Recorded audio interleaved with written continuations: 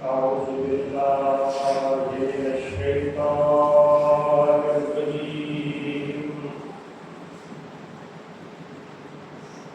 بسم الله الرحمن الرحيم.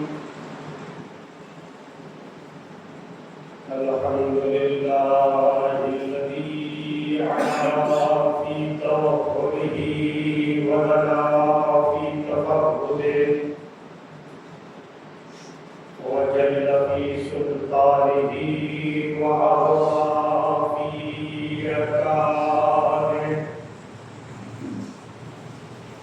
وقهر جميع الخلق بقدرته وبرهانه مجيدا لم يزل محمودا لا يزال دائم المسموكات ودائع المدعوات وجبار الأرضين والسماوات. الصلاة والسلام والتحية والإكرام على العبد المميز والرسول المسدد والنبي المؤدب والحبيب المنتظر بالقاسم محمد.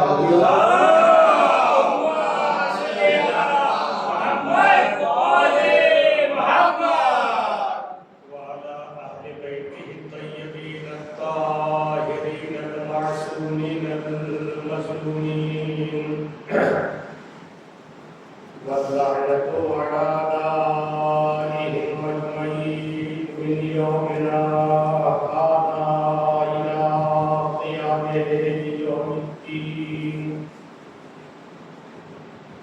أما بعد فقد قال الله الحكيم في كتابه الكريم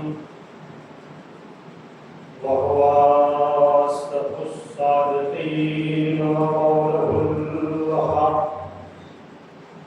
بسم الله الرحمن الرحيم. ووصينا الإنسان بوالديه حملته أمه وهنا على وهن وفصاله في عامين أن اشكر لي ولوالديك إلي المصير. صلى اللهم صل على محمد وآل محمد.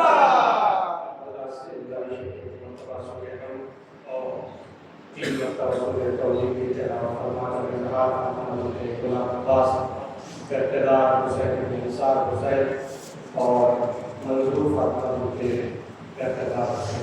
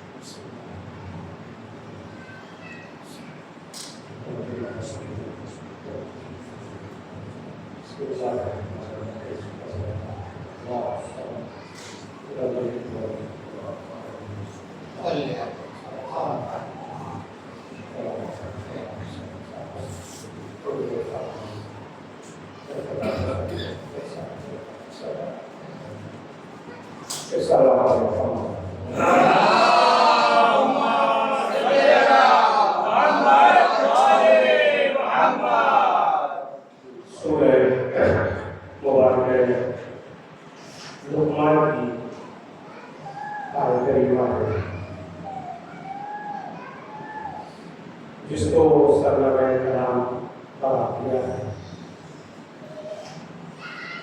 جس آیت میں کائنات کا قدر فرمائے، ماں باپ کی عظمت اور اہمیت کو ان ان لفظوں میں بیان کر رہا ہے۔ ارشاد ہو رہا ہے وَوَصَّيْنَا الْإِنسَانَ بِوَالِدَيْهِ، کہ ہم نے تمام انسان کو، چاہے جس زمانے کا انسان ہو، چاہے جس دور کا انسان ہو، چاہے جس عہدہ اور منصب پر فائز ہو، ہم نے تمام انسان کو نصیحت کی ہے، تاکید کی ہے کہ وہ اپنے والدین کے ساتھ حسن سلوک کریں۔ وَوَصَّيْنَا الْإِنسَانَ بِوَالِدَيْهِ، ہم نے انسان کو اس کے ماں باپ کی بنسبت تاکید کی ہے۔ اس کے بعد خدا بند عالم ماں کی ولادت کو ان لفظوں میں بیان کر رہا ہے۔ اس سے پہلے کی آیت میں ماں باپ دونوں کے لیے حسن سلوک کی تاکید، اس کے بعد قرآن مجید ماں کی انفرادیت کو ان لفظوں میں بیان کر رہا ہے۔ حملتہ امہ وہنا علی وہن، کہ اس کی ماں نے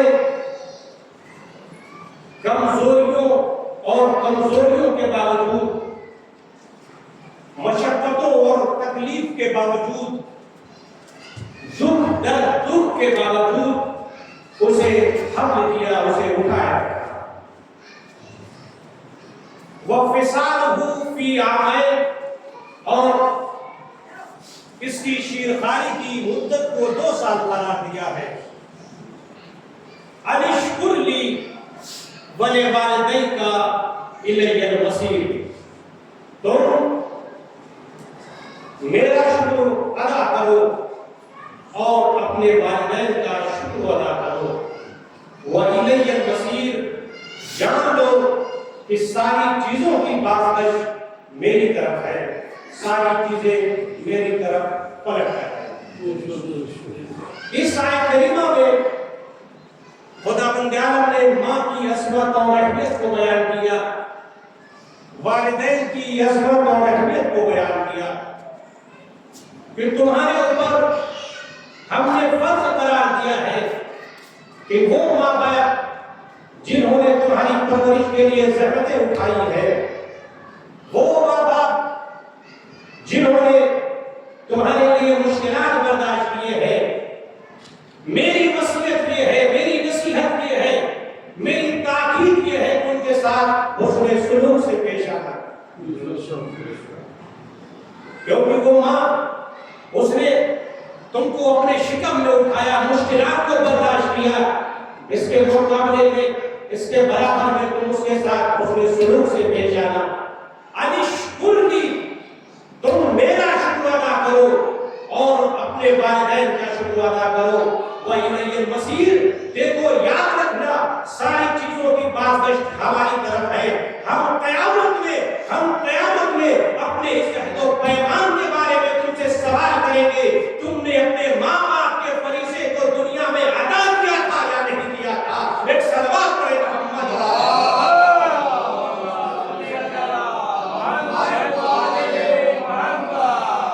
انشکر لی، تمہارے اوپر فریضہ یہ ہے کہ تم میرا شکر ادا کرو اور میرے شکر کے ساتھ ساتھ اپنے والدین کا شکر ادا کرو، اپنے والدین کا شکر ادا کرو۔ قابل غور بات ہے، میں یہاں سے اپنی گفتگو کو آگے بڑھا رہا ہوں کیونکہ قرآن مجید نے، خداوند عالم نے قرآن مجید میں جہاں جہاں اپنی عبادت کا تذکرہ کیا، جہاں اللہ نے اپنی عبادت کا تذکرہ کیا، خدا نے قرآن مجید میں جہاں اپنی توحید کا تذکرہ کیا، وہاں پر پروردگار عالم نے والدین کے ساتھ اطاعت کا حکم دیا۔ جہاں توحید کا ذکر ہے، جہاں خدا کی عبادت کا ذکر ہے، وہاں پر پروردگار عالم نے والدین کی اطاعت کا حکم دیا۔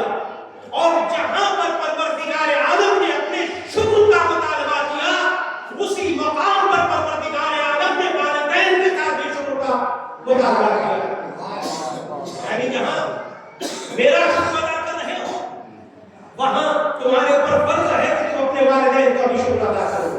جہاں عبادت کا تذکرہ ہے، خدا کی توحید کا تذکرہ، اسی سے آپ اپنے ماں باپ کی عظمت اور اہمیت کو پہچان سکتے ہیں، اندازہ لگا سکتے ہیں کہ توحید کا تذکرہ جہاں پر ہے وہاں پر والدین کی اطاعت کا تذکرہ اللہ نے کیا ہے.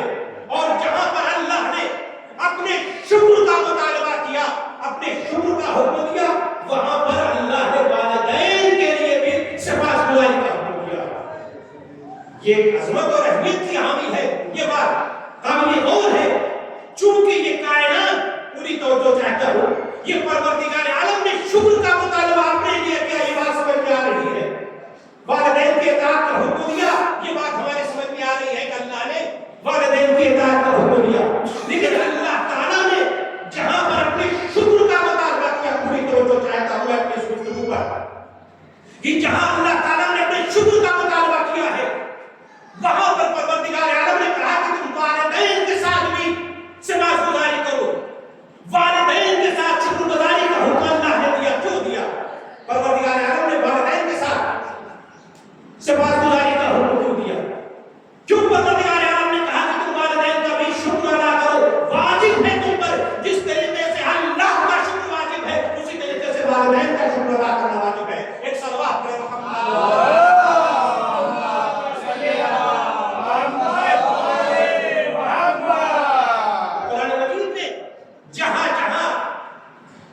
اپنی اطاعت کا پروردگار عالم نے حکم دیا، اپنی عبادت کا حکم دیا، وہاں پر ساتھ ہی ساتھ والدین کی اطاعت کا حکم دیا. اور جہاں پر خداوند عالم نے انشکر لی اپنے شکر کا مطالبہ کیا، وہیں پر خداوند عالم نے کہا کہ تم اپنے والدین کا بھی شکر ادا کرو. آخر وجہ کیا ہے؟ کیوں پروردگار عالم نے اپنے شکر کے ساتھ ساتھ والدین کے شکر کا مطالبہ کیا؟ اس کی وجہ کیا ہے؟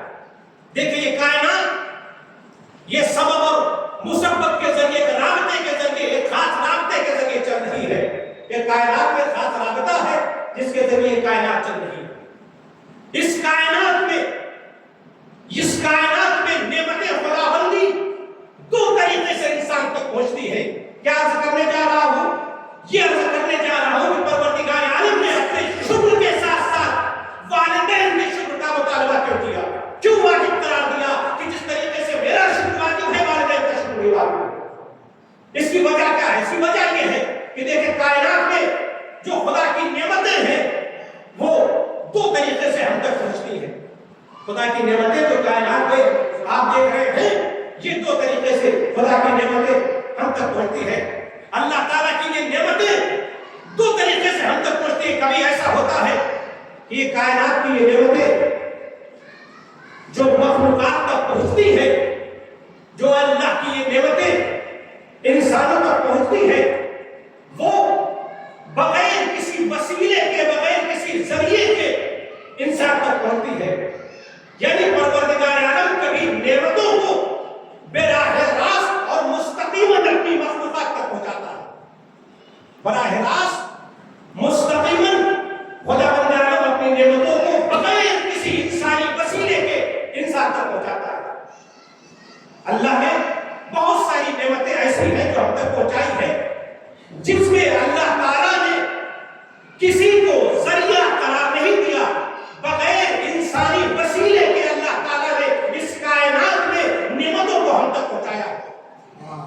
جہاں اللہ تعالیٰ نے اپنی نعمتوں کو بغیر وسیلے کے ذریعے، بغیر کسی انسانی اسباب کے ذریعے ہم تک پہنچایا، وہاں پر پروردگار عالم نے صرف اور صرف اپنے شکر کا مطالبہ کیا. جہاں اللہ تعالیٰ نے اپنی نعمتوں کو براہ راست ہم تک پہنچایا، بغیر کسی انسانی وسیلے کے ہم تک پہنچایا، وہاں پر خداوند عالم نے اپنے شکر کا مطالبہ کیا. کیوں؟ کیونکہ نعمت بھی اسی کی طرف سے ہے اور پہنچانے والا بھی وہی خدا ہے. ایک صلوات پڑھیں محمد.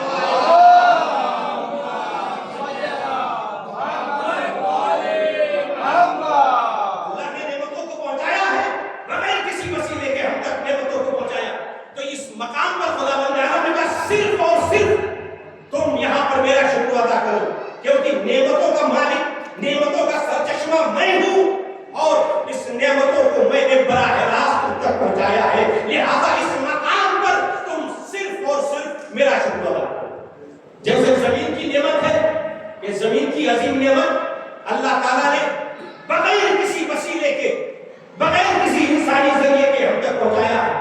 یہ زمین جو آپ دیکھ رہے ہیں اللہ تعالیٰ نے براہ راست مخلوقات تک یہ نعمت کو پہنچایا ہے، جس کے لیے قرآن نے کہا الذی جعل لکم الارض فراشا، وہ خدا جس نے زمین کا فرش تمہارے لیے بچھایا۔ زمین کیسی عظیم نعمت۔ دوسری جگہ پر قرآن نے کہا الم نجعل الارض مہادا، کیا تم دیکھتے نہیں ہو کہ ہم نے تمہارے لیے زمین کو آرام بخش قرار دیا ہے۔ یہ زمین کی نعمت اللہ نے براہ راست تم تک پہنچائی ہے۔ قرآن کہہ رہا ہے الم نجعل الارض مہادا، کیا تم دیکھتے نہیں کہ اس زمین کو ہم نے براہ راست تم تک پہنچائی ہے، اس نعمت کو، اور تمہارے لیے آرامش کا آرام بخش قرار دیا ہے۔ وہ زمین جو گھوم رہی ہے مگر تمہارے لیے آرام بخش ہے۔ ایک صلوات پڑھے محمد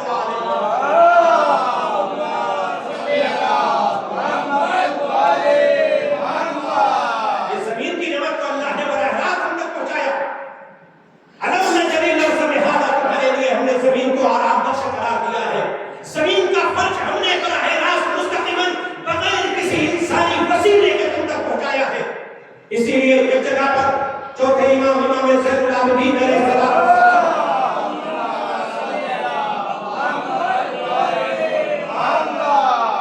اس زمین جیسی عظیم نعمت کے بارے میں فرما رہے ہیں جعلھا ملائمۃ للتباین، اللہ نے زمین کو تمہاری جسموں کے مطابق ہموار کیا ہے۔ اللہ نے زمین کو تمہاری جسموں کے مطابق ہموار کیا ہے۔ نہ زمین زیادہ گرم ہے، نہ زمین زیادہ سرد ہے، نہ زمین زیادہ سخت ہے، نہ زمین زیادہ نرم ہے۔ وہ انسانی جسموں کے مزاج کو جانتا ہے۔ مولا فرماتے ہیں تمہاری جسموں کے مزاج کے مطابق اللہ نے زمین کو ہموار کیا ہے۔ یہ زمین کی نعمت وہ ہے جو اللہ نے مستقیماً براہ راست تم تک پہنچائی ہے۔ اللہ کی نعمتیں اللہ کی نعمت بھی ہے اور پہنچانے والا بھی وہی ہے، لہذا اس نے کہا اس مقام پر تم صرف اور صرف میرا شکر ادا کرو۔ اور زمین کو، مٹی کو عربی میں کہتے ہیں تراب۔ جب تراب جیسی عظیم نعمت کو پہنچانے کے بعد شکر کا مطالبہ اللہ نے کیا، جب تراب پر شکر واجب ہے تو وہ تراب پر بھی شکر واجب ہوگا۔ ایک صلوات پڑھے محمد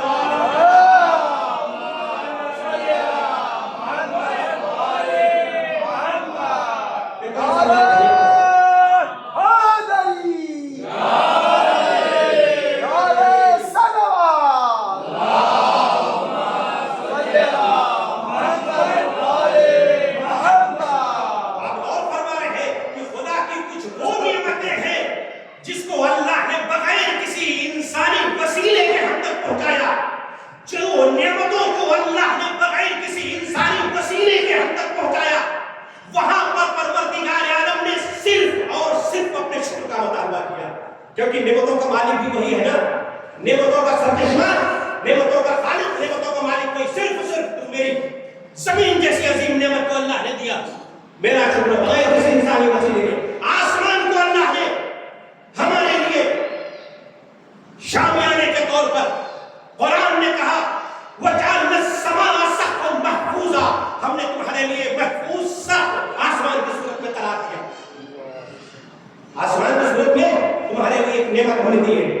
وَأَنزَلْنَا مِنَ السَّمَاءِ مَاءً طَهُورًا، تمہیں پانی کی ضرورت ہے نا، ہم آسمان سے پاک و پاکیزہ پانی بھی نازل کیے دیتے جو تمہاری ضرورت کے مطابق ہے۔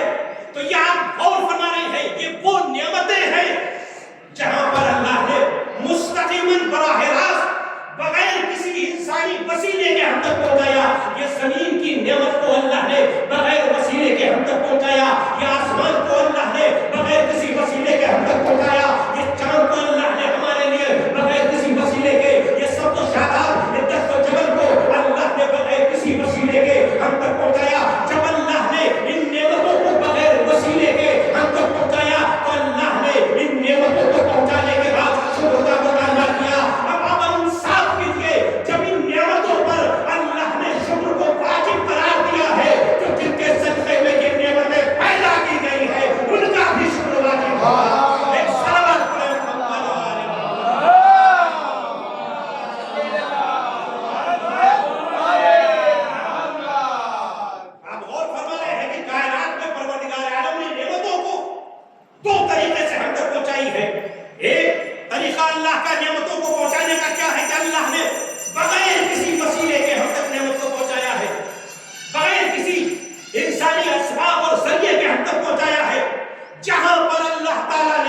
بغیر کسی وسیلے کے پہنچایا وہاں پر اپنے شکر کا مطالبہ کیا. ایک نعمت کو پہنچانے کا طریقہ یہ ہے اور ایک نعمت خداوندی کو پہنچانے کا اور ہم تک پہنچنے کا طریقہ یہ ہے کہ خدا نے اپنی نعمتوں کو انسانی وسیلے کے ذریعے ہم تک پہنچایا. ایک نعمتیں وہ ہیں جو براہ راست تک پہنچائی بات صرف اور صرف اللہ کا. نعمتوں کا سرچشمہ بھی وہی ہے, صرف اللہ کا شکر ادا کرنا. کبھی اللہ اپنی نعمتوں کو ہم تک پہنچاتا ہے کسی انسانی وسیلے کے ذریعے, کسی انسانی اسباب کے ذریعے نعمتوں کو اللہ پہنچاتا ہے. جب اللہ نے نعمتوں کو انسانی وسیلے کے ذریعے پہنچایا تو وہاں پر بھی پروردگار عالم نے یہ حکم دیا کہ ہماری نعمتیں ضرور ہیں لیکن چونکہ انسانی وسیلے کے ذریعے تم تک پہنچی ہے لہذا اس مقام پر میرے شکر کے ساتھ ساتھ اس انسان کا بھی شکر ادا کرنا جس کے ذریعے یہ نعمتیں تم تک پہنچی ہے. ایک صلوات پڑھیں محمد.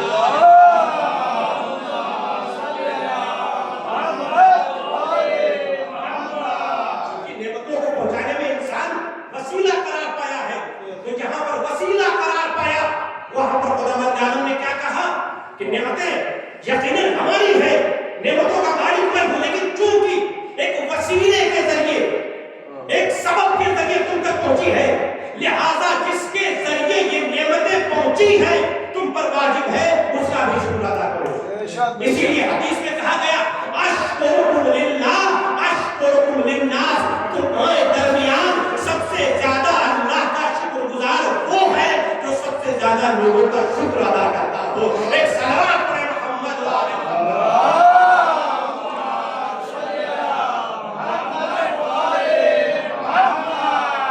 تمہارے لیے ضروری ہے, تم کو وسیلے کے ذریعے ہم نے نعمتیں پہنچائی ہے لہذا جس کے ذریعے تم تک یہ نعمتیں پہنچی ہے اس کا بھی شکر ادا کرو. نعمتیں ہماری ہیں لیکن ایک ذریعہ قرار پایا ہے, ایک ذریعہ قرار پایا ہے.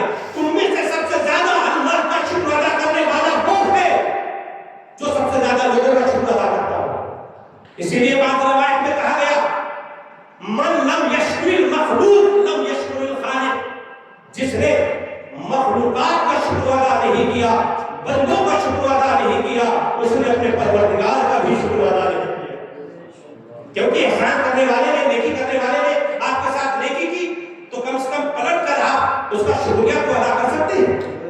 روایت میں لعنت کی گئی ہے ایسے شخص کے اوپر جس کے ساتھ نیکی کی جائے, کار خیر کیا جائے اور وہ احسان ادا نہ کرے, جس کے بنا پر وہ انسان کسی دوسرے کے ساتھ احسان نہ کرے, کیونکہ احسان کے سلسلے کو اس نے منقطع کر دیا. لہذا کہا گیا کہ جس انسان کے ذریعے نعمتیں تم تک پہنچے اس کا بھی شکر تمہارے اوپر واجب ہے. لکھا ہے کہ حضور اکرم حضرت محمد مصطفیٰ صلی اللہ علیہ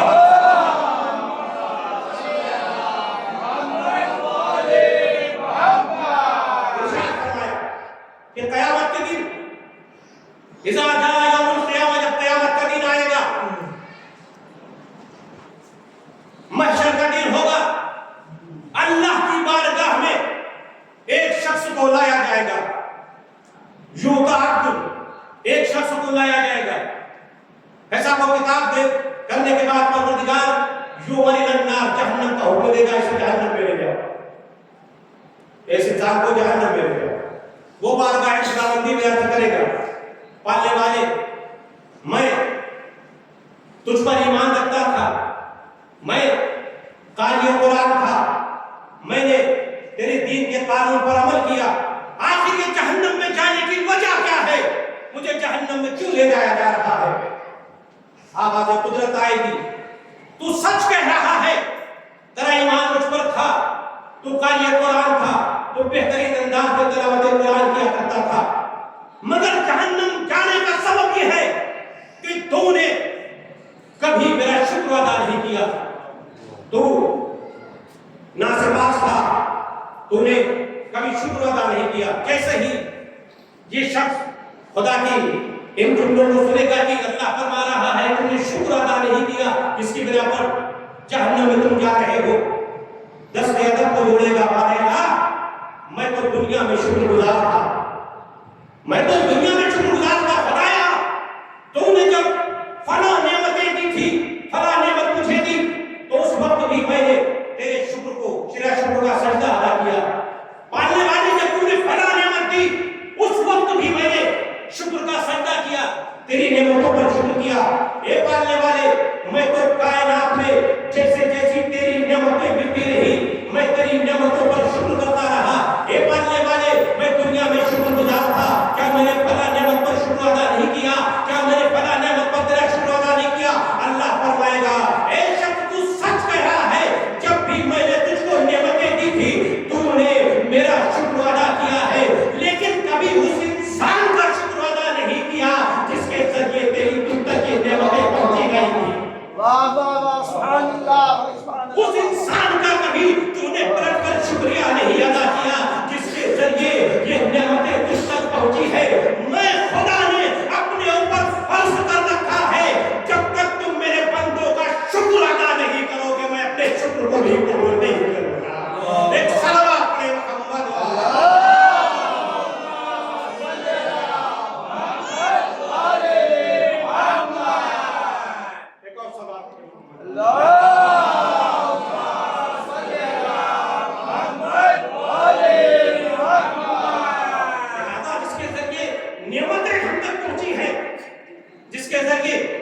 خدا کی نعمتیں ہم تک پہنچی ہے، وہاں پر بھی اللہ تعالیٰ فرما رہا ہے کہ تم اس انسان کا کم سے کم شکریہ ادا کرو جس کے ذریعے یہ نعمتیں تم تک پہنچی ہیں۔ کیا کہنا بے شک، سبحان اللہ۔ یہاں پر پروردگار عالم نے لوگوں کے شکر کا مطالبہ کیا کہ لوگوں کا شکر کیوں؟ کیونکہ ذریعہ انسان قرار پایا ہے، ذریعہ انسان قرار پایا ہے۔ میں اپنی بات سے متصل ہو رہا ہوں کہ جو پروردگار عالم نے والدین کے شکر کا مطالبہ کیا تو فلسفہ سمجھ میں آیا، چونکہ یہ حیات کی عظیم نعمت ہمیں والدین کے ذریعے ہم تک پہنچی ہے، لہذا اللہ نے کہا یہ عظیم نعمت پر میرے شکر کے ساتھ ساتھ اپنے والدین کا بھی شکر ادا کرو۔ ایک صلوات پڑھے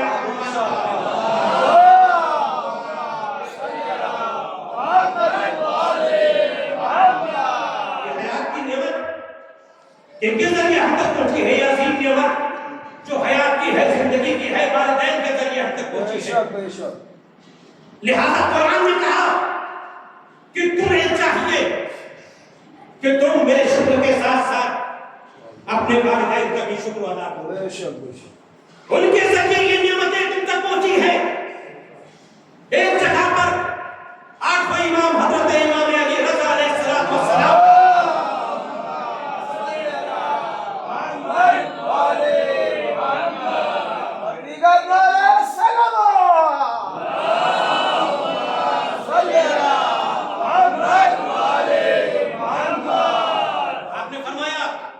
ان اللہ امر بثلاث مقرون بها بثلاث، اللہ نے تین چیزوں کا حکم دیا ہے، تین چیزوں کے ساتھ، تین چیزوں پر عمل کرنا ہے مگر تین چیزیں اس کے ساتھ ساتھ ہے۔ تین چیزوں پر عمل کرنا ہے، جب تک تم تین چیزوں پر تم عمل نہیں کرو گے یہ تین چیزیں تم سے قبول نہیں ہوگی۔ بڑا فرماتے ہیں امر بالصلاۃ والزکات، اللہ نے تمہیں نماز کا حکم دیا اور ساتھ ہی ساتھ زکات ادا کرنے کا حکم دیا۔ اگر نماز پڑھ رہے ہو زکات ادا نہیں کرتے لم تقبل صلاۃ، اس کی نماز بھی قبول نہیں کی جائے گی، اس کی نماز قبول نہیں کی جائے گی۔ اس کے بعد مولا فرماتے ہیں امر باتقاء اللہ وصلۃ الرحم، اللہ نے تقوی الہی اختیار کرنے کا حکم دیا ہے، تقوی الہی اختیار کرنے کا حکم دیا ہے، ساتھ ہی ساتھ صلہ رحم کا حکم دیا ہے، صلہ رحم کا حکم دیا ہے، اپنے خاندان والوں کے ساتھ، اپنے رشتہ داروں کے ساتھ۔ اور روایت میں کہا گیا ہے کہ سب سے زیادہ اور تیزی سے جو ثواب انسان تک پہنچتا ہے وہ صلہ رحم کا، صلہ رحم کا ثواب سب سے تیزی کے ساتھ انسان تک پہنچتا ہے، اور اسی طریقے سے عقوبت بھی ہے قطع رحم کا جو عذاب ہے بہت تیزی سے اسی دنیا میں بھی انسان کو ملتا ہے، آخرت میں بھی ملتا ہے۔ ایک صلوات پڑھے محمد والے۔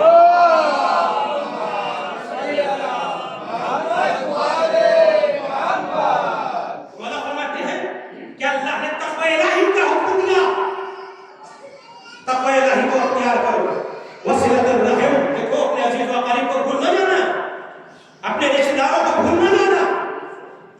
مولا فرماتے ہیں کہ جس انسان نے صلہ رحم کو انجام نہیں دیا، خدا بندہ میں اس سے اپنے تقوی کو بھی قبول نہیں کرتا، کیونکہ اس نے تقوی کے معنی اور مفہوم ہی کو نہیں سمجھا۔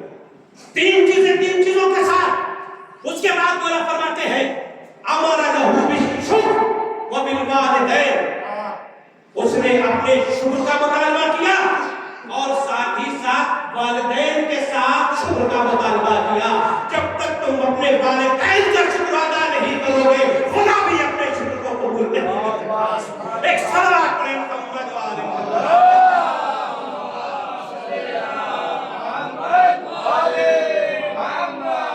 میرا شکر ادا کرو، تین چیزوں کے ساتھ ہے۔ خدا کا شکر اگر ادا کرنا ہے تو والدین کے ساتھ حسن سلوک کرنا، انہیں بھول نہ جانا، انہیں فراموش نہ کرنا۔ اس آیت کے ذہن میں انشکر لی ولوالدیک کہا کہ میرا شکر ادا کرو۔ علماء اسلام نے اسی تفسیر میں لکھا کہ انسان جب نماز پنجگانہ کو انجام دیتا ہے، خدا کے شکر کے ساتھ ساتھ والدین کا شکر، قرآن مطالبہ کر رہا ہے۔ علماء اسلام کہتے ہیں جب انسان نماز پنجگانہ کو ادا کرتا ہے، نماز پنجگانہ کو اس نے پڑھ دیا، تو گویا اس نے اپنے اللہ کا شکر ادا کر دیا، اس نے اپنے اللہ کا شکر ادا کیا۔ اس کے بعد وہ کہتے ہیں اگر نماز پنجگانہ سے فارغ ہونے کے بعد اس نے اپنی نماز میں اپنے والدین کے لیے دعا کیا، اس نے والدین کا شکر ادا کیا، یعنی نماز کی حالت میں آؤ، خدا کا بھی شکر ادا ہو جائے گا، والدین کا بھی شکر ادا ہو جائے گا۔ ایک صلوات پڑھیں محمد والے۔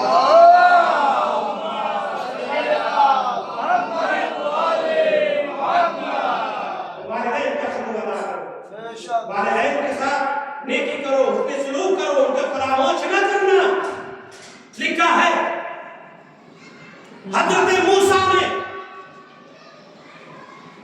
جب کوہ طور پر اللہ سے مناجات کر رہے ہیں، اللہ سے مناجات کرتے کرتے جناب موسیٰ نے دیکھا ینادی ربہ، اللہ سے مناجات کر رہے ہیں، رأى رجلا تحت عرشہ، جناب موسیٰ نے ایک مرتبہ نظر کی، کیا دیکھا کہ ایک شخص ہے جو عرش الہی کے سائے میں ناز و نعم سے پل رہا ہے۔ جناب موسیٰ بغور دیکھ رہے ہیں، یہ انسان عرش الہی اس کے اوپر سایہ کیے ہوئے ہے، پالنے والے یہ کون انسان ہے؟ من اصل لہو عرش کا پالنے والے، اس کے اعمال کیا ہے؟ یہ کون نیک انسان ہے جس کے اوپر تیرا عرش سایہ کیے ہوئے ہے؟ آواز قدرت آئی، موسیٰ ہاذا بارا لوالدیہ، کہ وہ ہے جو اپنے والدین کے ساتھ نیکی کیا کرتا ہے۔ ایک صلوات پڑھے محمد والے محمد۔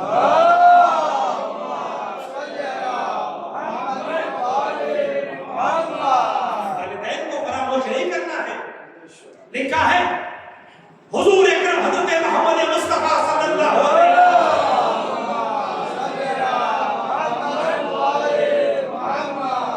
اپنی رضائی بہن کا سب سے زیادہ احترام کرتے تھے۔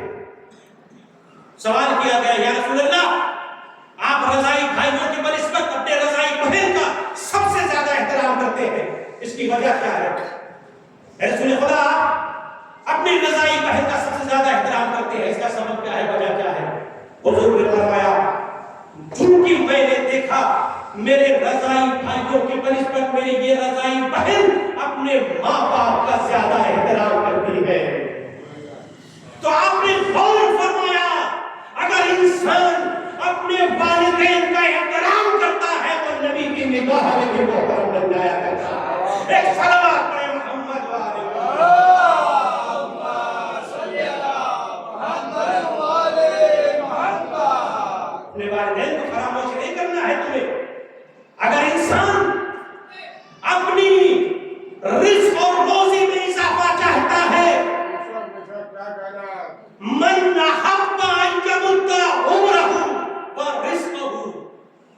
اگر کوئی انسان یہ چاہتا ہے کہ میرے رزق میں برکت ہو، میری دولت زیادہ ہو جائے، میری عمر بڑھ جائے، تو اسے چاہیے کہ اپنے والدین کے ساتھ کار خیر کرے، نیکی کرے، صلہ رحم کو انجام دے۔ جتنا تم والدین کے ساتھ، اپنے رشتے داروں کے ساتھ حسن سلوک کرتے چلے جاؤ گے، تمہاری دولت میں برکت آتی چلی جائے گی، تمہاری عمر میں اضافہ ہوگا۔ ایک سوال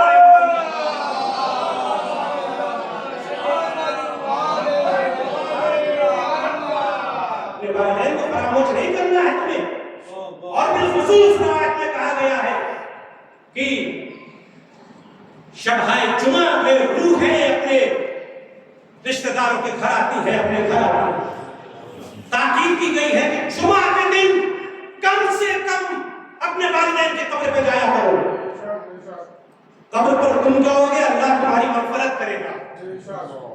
جہاں والدین کے لیے تم دعا کرو گے نا، کیوں؟ اس کا مطلب یہ ہوا تم نے اپنے والدین کو فراموش نہیں کیا نا، والدین کو تم اپنے بھولے نہیں۔ ہمیں دیکھنا ہے کہ کہیں ہم اپنے والدین کو فراموش تو نہیں کر گئے۔ ہمارے معاشرے میں، ہمارے سوسائٹی میں ہم زندوں کو بھول گئے ہیں، مردوں کی تو بات ہی دور ہے، زندہ رہتا ہے اسے ہم بھول جاتے ہیں۔ جبکہ آپ دیکھیں اسلام میں منع کیا گیا ہے آگ کا معنی، میں نے کسی مجلس میں عرض کیا تھا، صرف معنی کو میں آپ اس میں دوبارہ عرض کر رہا ہوں۔ آگ کا معنی جیسے ہی آگ کا تذکرہ ہوتا ہے ہمارے ذہن میں مفہوم و معنی آ جاتا ہے کہ جب والدین کچھ پڑھ کے کچھ کہہ کے انسان کو آگ کر دیتے ہیں، ایسا نہیں ہے۔ آگ کے معنی جانتے ہیں؟ آگ کا معنی ہے کلام عرب میں آگ کے معنی ہے رابطے کا ختم ہو جانا، رابطے کا ختم ہو جانا، چاہے رشتہ داروں سے رابطہ ختم ہو جائے، چاہے تمہارا والدین سے رابطہ ختم ہو جائے۔ رشتہ داروں سے رابطہ ختم ہو گیا تو رشتہ داروں کا بنسبت تم آگ کہلاؤ گے، اور اگر والدین سے رابطہ ختم ہو گیا تو والدین، ہمارے یہاں ہوتا یہ ہے کہ والدین دنیا سے چلے گئے، اب بہت ہوا جو ہے 40واں ہو گیا، 40واں کے بعد اگر چھمائی ہو گئی، سالانہ ہو گیا، اس کے بعد تو ظاہر سی بات ہے اکثر لوگ جو ہے معلوم نہیں کہ اپنے والدین کو، اپنے رشتہ داروں کو یاد کرتے ہیں یا نہیں۔ جبکہ میں روایت پڑھ رہا ہوں کہ منع کیا گیا ہے، دیکھو تم اس آنے ثواب کو صرف ششماہی اور سالانہ مجلسوں پر موقوف نہ رکھو، بلکہ اپنے مردوں کے ساتھ، اپنے مرے ہوئے عزیز و اقارب کے ساتھ کم سے کم جمعہ اور شبہ جمعہ میں ایصال ثواب کر کے رابطے کو پیدا کرو۔ ممکن ہے ہماری عمر 50 سال ہو گئی ہو، 60 سال ہو گئی ہو، لیکن جو والدین کا حق ہماری گردن پر ہے وہ ختم نہیں ہوتا۔ اور روایت میں کہا بھی گیا ہے کہ اگر تم اپنے والدین کے ساتھ نیکی کرو گے تو تمہاری اولاد تمہارے ساتھ نیکی کرے گی۔ ایک صلوات پڑھیں محمد والے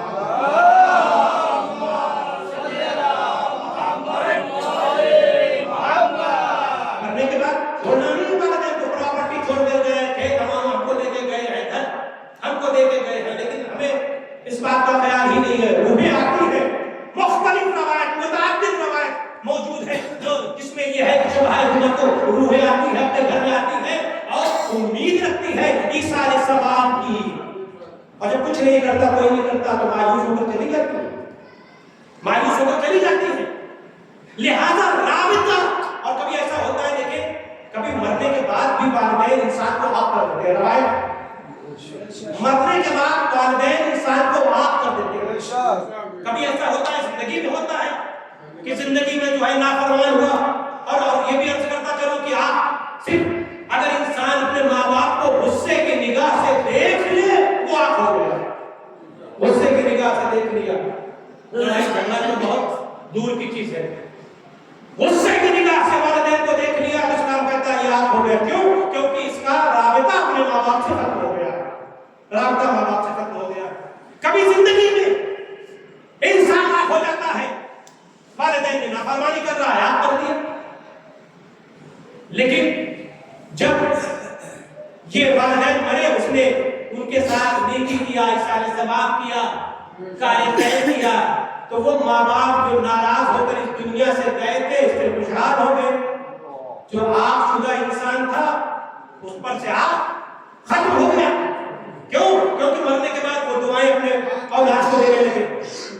اولاد کو انہوں نے اپنی دعائیں دی، اس نے ہمارے لیے کار خیر کیا، نیکی کی ہے، وہ خوشحال ہو گئے. کبھی برعکس ہوتا ہے، زندگی میں بڑی خدمت کی والدین کی، اچھا کھانا بنا کے والدین کو کھلایا کہ والدین ہماری یہ پراپرٹی بینک بیلنس چھوڑ کے جا رہے ہیں، بڑی خدمت کی، والدین بھی بڑے خوش کہ ہماری اولاد بڑی خدمت کر رہی ہے. لیکن مرنے کے بعد فراموش کر دیا، بھول گئے. تو روایت میں ہے کہ وہ روح ہے جو زندگی میں خوش تھی، مرنے کے بعد ان سے ناراض ہو گئی. مرنے کے بعد کبھی انسان آگ ہو جاتا ہے، اور جو آگ ہو جاتا ہے وہ جہنمی ہوتا ہے. ایک صراحت میں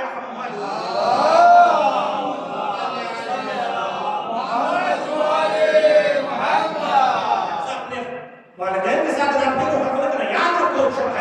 جمعہ میں اپنے والدین کو، اپنے مرحومین کو یاد رکھو. وہ سارے ثواب کے محتاج ہیں، وہ تمہارے ہدیے کے محتاج ہیں. اور بالخصوص روایت میں کہا گیا کہ دیکھو اپنی ماں کے احسانات کو کبھی فراموش نہ کرنا. ماں کو احسانات کو کبھی فراموش نہ کرنا. کیوں؟ کیونکہ اسے باپ کے اوپر ایک انفرادیت حاصل ہے. ماں کا درجہ، ماں کا مرتبہ ایک عظیم مرتبہ ہے. باپ کے اوپر انفرادیت ہے. قرآن مجید نے جس آیت کی میں نے تلاوت کی تھی، حملت تین انفرادیت قرآن نے ماں کے لیے، ماں باپ کا تذکرہ کیا کہ دونوں کے لیے قائم ہے، حسن سلوک تمہاری ذمہ داری ہے. اس کے بعد ماں کی انفرادیت کو قرآن مجید نے الگ سے بیان کیا. حملت اس کی ماں نے اسے مشقتوں کے بعد، تکلیفوں کے باوجود، کمزوریوں کے باوجود اسے کیا کیا؟ حمل کیا. حمل کیا ایک انفرادیت، وہن تکلیفوں کو برداشت کیا. باپ کے اوپر دوسری انفرادیت اور برتری. اس کے بعد وقت سال ہو ہے، 2 سال تک اس نے تمہیں رضاعت کے ذریعے تمہاری کفالت کی، تمہیں دودھ پلایا. یہ باپ کے اوپر تیسری انفرادیت ہے. 3 درجہ ماں فضیلت رکھتی ہے باپ کے اوپر. قرآن مجید کی آیت 3 انفرادیت کو قرآن نے بیان کیا ہے. اس نے حمل کیا، اس نے حمل کرنے میں تمہارے لیے مشقتوں کو برداشت کیا. اور اس کے بعد قرآن کہتا ہے اس نے 2 سال کی مدت تک تمہارے رضاعت کے ذریعے تمہاری کفالت کی ہے. یہی وجہ ہے کہ ایک شخص حضور اکرم حضرت محمد مصطفیٰ صلی اللہ علیہ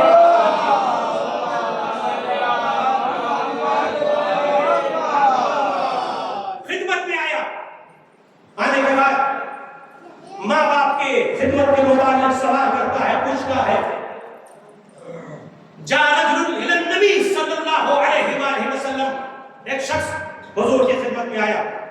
ماں باپ کی خدمت کرنا چاہتا ہے، ماں باپ کے ساتھ حسن سلوک کرنا چاہتا ہے. اب اس کے ذہن میں سوال ہے کہ ماں کے ساتھ اچھی اور زیادہ خدمت کی جائے یا باپ کے ساتھ. ایک سوال پیدا ہوا. اس سوال کا مطلب یہ نہیں ہے کہ انسان باپ کو بھول جائے. اس کا مطلب یہ نہیں ہے سوال کرنے کا کہ انسان سمجھے کہ صرف ماں ہی کی خدمت کرنی ہے، باپ کو انسان بھول جائے.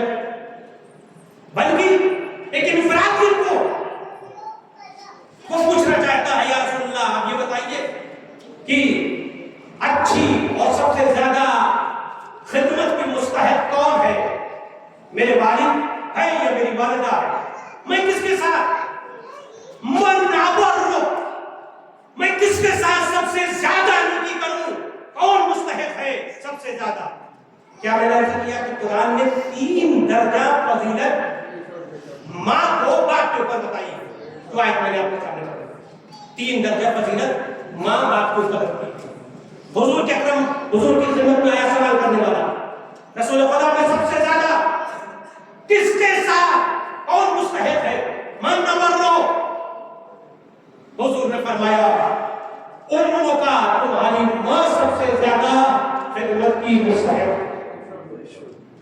خاموش ہو گیا. پھر پوچھا یا رسول اللہ ثم من, اس کے بعد کون ہے سب سے زیادہ خدمت کا مستحق؟ حضور نے فرمایا قال امک, تمہاری ماں سب سے زیادہ خدمت کی مستحق ہے, اس کے ساتھ اچھی خدمت کرو. خاموش ہو گیا. پھر اس کے ذہن میں کچھ سوال ہے, اس سوال کی بنیاد پر پھر حضور سے اس نے سوال کیا یا رسول اللہ من نبر, اس کے بعد کس کے ساتھ میں سب سے زیادہ نیکی کروں؟ حضور نے فرمایا امک, اپنی ماں کے ساتھ. 3 افراد قرآن کی آیت میں حضور نے فرمایا 3 مرتبہ سب سے زیادہ مستحق تمہاری ماں ہے, اس کے ساتھ زیادہ خدمت کرو. تمہاری ماں ہے, اس کے ساتھ زیادہ خدمت کرو. تمہاری ماں ہے, اس کے ساتھ زیادہ خدمت کرو. اس کے بعد پھر اس نے سوال کیا یا رسول اللہ ثم من, اس کے بعد حضور نے فرمایا باقا, تمہارے والد محترم ہیں جن کے ساتھ تم کو حسن سلوک کرنا ہے, محترم کرنا ہے. اسی لیے اسلام نے ماں کے درجے کو باپ کے اوپر بلند اور زیادہ قرار دیا ہے. ایک صلوات پڑھیں محمد و آل محمد.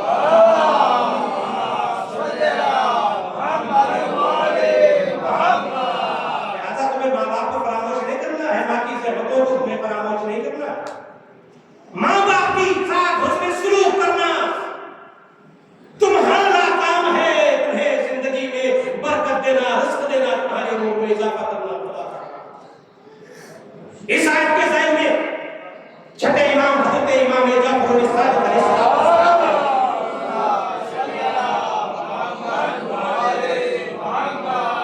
فرمایا, اس آیت کے ذہن میں نشکر لی ولی والدیک الیہ المصیر, میرا شکر ادا کرو اور اپنے والدین کا شکر ادا کرو. دیکھیں امام فرماتے ہیں یہ آیت رسول خدا اور علی مرتضی علی بن ابی طالب علیہ السلام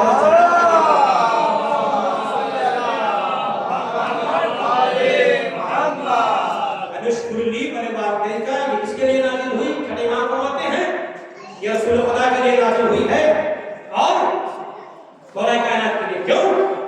دیکھیں والدین 2 طرح کے ہیں. ایک والدین یہ ہے جو ظاہری معنی مفہوم ہمارے لیے ہے والدین کا, ایک ظاہری والدین ہے جو ہمارے لیے معروف ہے, ہم کے معنی اور مفہوم کو اچھی طریقے سے جانتے ہیں. ایک والدین جو معنوی ہے, روحانی ہے, جن سے ہم غافل ہیں. جس طریقے سے تم پر فرض ہے تم ظاہری والدین کی اطاعت کرو, اسی طریقے سے تم پر واجب ہے تم معنوی والدین کی بھی اطاعت کرو. ایک صلوات پڑھیں محمد و آل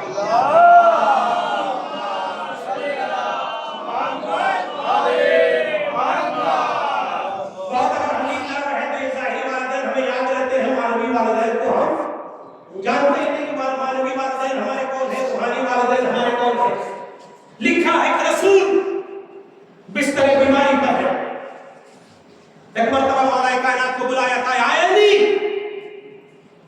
جاؤ لوگوں کے درمیان اعلان کر دو جو انسان والدین کا آنکھ ہو جاتا ہے, آنکھ شدہ افراد پر خدا کی لعنت نازل ہوتی ہے. خدا کی لعنت. علی جاؤ لوگوں کے درمیان. دوسرا اعلان علی جاؤ لوگوں کے درمیان اعلان کر دو کہ وہ غلام جو اپنے مولا کی نافرمانی کرے اس کا فرار اختیار کر جائے, اس پر بھی اللہ کی لعنت نازل ہوتی ہے. اس کے بعد حضور نے کہا علی جاؤ لوگوں کے درمیان یہ بھی اعلان کر دینا وہ انسان جو کسی اجیر کی کام کرنے والے کی اجرت نہ دے اس پر بھی خدا کی لعنت ہوتی ہے. اسی لیے اسلام نے کہا نا کہ پسینہ سوکھنے سے پہلے اجیر کی کام کرنے والے کی اجرت دے دو, اس کا حق ہے, اس نے زحمت تمہاری نہیں کی ہے. علی جاؤ لوگوں کے درمیان اعلان کر دو آنکھ شدہ افراد پر اللہ کی لعنت, مولا سے بھاگا ہوا غلام, نافرمان غلام کے اوپر اللہ کی لعنت, اور اجرت نہ دینے والے پر اللہ کی لعنت. مولا کائنات آئے لوگوں کے درمیان کہ اللہ کا رسول بستر بیماری پر ہے اور آپ نے یہ اعلان کیا ہے کہ آنکھ شدہ افراد پر اللہ کی لعنت ہے.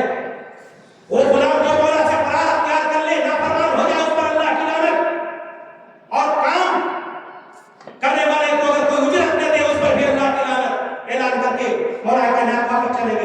اللہ کے رسول نے پوچھا اے علی اعلان کر دیا؟ ہاں رسول اللہ میں نے اعلان کر دیا، مگر اے رسول اللہ لوگوں پر اس کا کوئی اثر نہیں پڑ رہا ہے، لوگ یہ کہہ رہے ہیں یہ کون سی نئی بات ہے، ہم نے تو یہ بارہا پیغمبر کی زبان سے سن رکھا تھا، بارہا پیغمبر کی زبان سے۔ کیوں؟ کیونکہ انسان متوجہ ہی نہیں ہوتا کہ ظاہری والدین کے علاوہ مانوی والدین بھی اس کے ہیں۔ لوگوں نے کہا کہ تو مختلف مرتبہ پیغمبر کی زبان سے ہم سن چکے ہیں، پیغمبر نے فرمایا تھا عاشورہ پر جنت حرام ہے، جہنم میں جائے گا، اللہ کی لعنت ہے، اور غلام کے اوپر اللہ کی لعنت ہے جو مولا سے بھاگ جائے۔ اللہ کے رسول نے جب یہ منظر کو دیکھا اور سنا تو آپ نے کہا اے علی جاؤ لوگوں سے پھر بتا دو کہ آپ نے والدین سے مطلب اور مراد میری کیا ہے۔ مولا آپ نے فرمایا حضور فرما رہے ہیں اس مقام پر آپ نے والدین سے مطلب یہ ہے کہ جو آسمانی رہنماؤں کی اطاعت نہ کرے اس پر اللہ کی لعنت نازل ہوگی۔ اے علی انا وانت اقوا هذه الامه، اے علی ہم اور تم اس امت کے والدین باپ ہیں، میں باپ ہوں تم باپ ہو، لہذا جو علی کی اور رسول کی اطاعت نہ کرے وہ آپ۔ اس کے بعد مولا نے اس کی بھی وضاحت کی کہ جو غلام مولا سے بھاگ جائے، حضور نے فرمایا جا کر لوگوں سے کہہ دو اللہ نے اے علی تمہیں مولا بنایا ہے اور ہمیں مولا بنایا ہے، جو غلام ہماری اطاعت نہ کرے اس پر بھی اللہ کی لعنت ہے۔ اے علی جاؤ اعلان کر دو کہ جو کام کرنے والے کے اجر رسالت اجر کو نہ دے وہ بھی لعنت کا مستحق ہے۔ اللہ نے ہمیں ہدایت کے لیے بھیجا ہے، اگر ہماری کوئی اطاعت نہ کرے گا تو وہ بھی لعنتی ہوگا۔ ایک صلوات پڑھیں محمد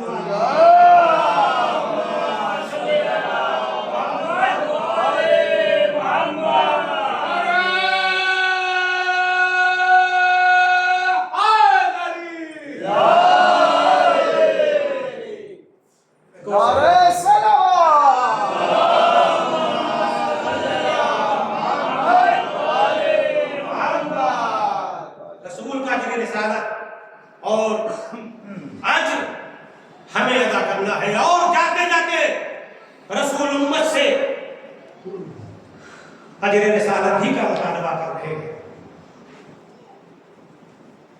اور فرما رہے ہیں دیکھو تم جانتے ہو تمہارے لیے ہم نے بڑی زحمتیں کی ہے، بڑی مشقتیں کی ہیں، تم بھی ہمیں اجر دینا چاہتے ہو، کیونکہ لوگ آ کر حضور سے یہی کہہ رہے تھے بڑی زحمتیں آپ نے دین کو پہنچانے میں کی ہے، اگر مال و دولت کی ضرورت ہے ہم آپ کو مال و دولت دینے کے لیے تیار ہیں، بڑی محنت آپ نے کی ہم دینے کے لیے تیار ہیں، آپ اجر اپنا بتائیے آپ کیا چاہتے ہیں۔ حضور نے فرمایا کچھ نہیں، صرف یہی کہ تم ہمارے اہل بیت سے محبت اختیار کرو، محبت اختیار، کچھ نہیں چاہیے۔ بڑی زحمتیں بڑی مشقتیں آپ بتائیے کیا یہی اجر رسالت ہے کہ اب رسول کا کفن بھی میدان نہیں ہوا تھا کہ فاطمہ کے گھر میں آپ لگا تھی، کیا یہی اجر رسالت ہے کہ سن 40 ہجری میں مولا کائنات کے سر پر زہرا نور تلوار لگا دی جاتی ہے، کیا یہی اجر رسالت ہے کہ سن 50 ہجری میں امام حسن مصطفیٰ کو زہر دے دیا کلیجے کے ٹکڑے کشت میں گر رہے ہیں ایسا باقی زہر، کیا یہی اجر رسالت ہے کہ حسین کو پیارا وطن مدینہ چھوڑ کر مجبور کر دیا جائے۔ ارباب مراتب لکھتے ہیں کہ شب 28 کو حسین سامان سامان سفر کو تیار کر رہے ہیں. اے بھیا خاص سامان سفر تیار کرو. سامان سفر تیار ہو رہا ہے. حسین شب 28 میں 3 قبر پر آئے. نانا کی قبر پر آئے. نانا مدینہ چھوڑنے کا دل تو نہیں چاہتا مگر نانا اس امت نے مجبور کر دیا ہے. اے نانا آپ کی قبر پر چراغ جلانے والا جا رہا ہے. نانا آپ کی قبر پر چراغ جلانے والا جا رہا ہے. مدینے کی زمین حسین پر تنگ کر دی گئی ہے. بھائی حسین مشتبہ کی قبر پر آئے. اے بھیا حسن آپ کا بھائی حسین مدینہ چھوڑ کر جا رہا ہے. حسین عظیم قربانی کو دینے کے لیے کربلا کے میدان میں آ گئے. عظیم قربانی سرکار حسین ابن علی نے کربلا کے میدان میں دی. ارباب مقاتل لکھتے ہیں جب سامنے سے آئے کا خاتمہ ہو گیا, جب حسین اپنی قربانی کو پیش کر چکے, فضائے کربلا میں الا قتل الحسین بکربلا, الا ذبح الحسین بکربلا کی آواز بلند ہو چکی. فرات کا پانی نیزوں اچھل چکا. ایک مرتبہ قصہ جناب حسین کے پاس آتی ہے اور آ کر کہتے ہیں شہزادی اپنے دل کو سنبھالیے گا, بڑی غمناک خبر لے کر آئی ہوں. زینب کہتی قصہ اب میرے لیے کون سی غمناک خبر ہو سکتی ہے. میرے بچے اور محمد مارے گئے, علی اکبر کے سینے پر بچی لگ چکی ہے, عباس کے پردے ہو چکے ہیں. حد ہے, ایک قصہ حد ہے کہ میرا ماجا یا حسین 3 دن کا بھوکا پیاسا شہید ہو چکا ہے. اس سے بڑھ کر کون سی غمناک خبر ہو سکتی ہے. قصہ خاطر کو جوڑے ہوئے ہیں. اے شہزادی بڑی غمناک خبر ہے, اے شہزادی بڑی غمناک خبر ہے. ایک مرتبہ زینب کی بے قراری بڑھی. اے قصہ جلدی بتاؤ وہ کون سی غمناک خبر ہے. ہاتھوں کو جوڑے ہوئے شہزادی مجھے معاف کرنا, بڑی غمناک خبر دے رہی ہوں. ابھی میں کچھ کے خیمہ پر گئی تھی, میں نے سنا کہ سرے ساتھ یہ کہہ رہا تھا گھوڑوں کی نعربندی کی جائے, حسین کا ناشا پامال ہونا ہے. میں اتنا سننا تھا زینب نے اپنا کلیجہ تھام لیا, کچھ کے خیمہ پر آئی. اس منظر کو زینب نے دیکھا جو وہی بہن نہ دیکھے. زینب نے کیا دیکھا, حسین کا ناشا گھوڑوں کی صبح سے پامال کیا جا رہا ہے. ایک مرتبہ مدینے کا رخ کیا. اے نانا ملائکہ آپ پر درود و سلام بھیجا کرتے تھے کہ آپ کے نواسے کا ناشا گھوڑوں کی صبح سے پامال کیا جا رہا ہے. بہن کے سامنے بھائی کا ناشا پامال کر دیا گیا. اتنی بار حسین کے سینے پر گھوڑے دوڑائے گئے کہ حسین کی حسینے کی ہڈیاں پشت کی طرف آ گئی تھی. وَسَيَعْلَمُ الَّذِينَ ظَلَمُوا أَيُّ مُنقَلِبٍ يَنقَلِبُونَ. إِنَّا لِلَّهِ وَإِنَّا إِلَيْهِ رَاجِعُونَ. رَضًا بِقَضَائِهِ وَتَسْلِيمًا لِأَمْرِهِ. پالنے والے ہماری اس مختصر سی عبادت کو قبول فرما. پالنے والے جہاں جہاں اہل بیت کے چاہنے والے ہیں ان کی جان مال عزت اور اس کی حفاظت فرما. پرچم اسلام کو سربلند فرما, کفر و نفاق کو سرنگون فرما. پروردگار جہاں جہاں ظالمین مظلوم پر ظلم کر رہے ہیں ان کے ظلم کو انہی کی طرف پلٹا دے.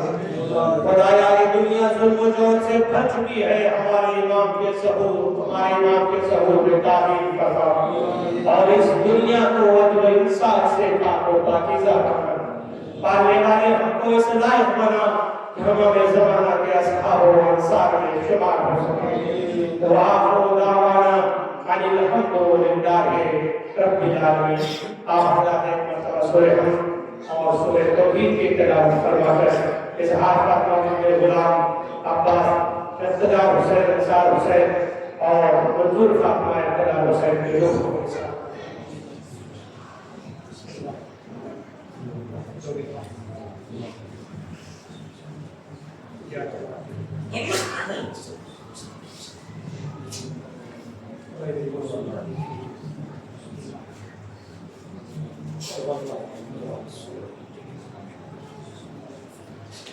Thank you.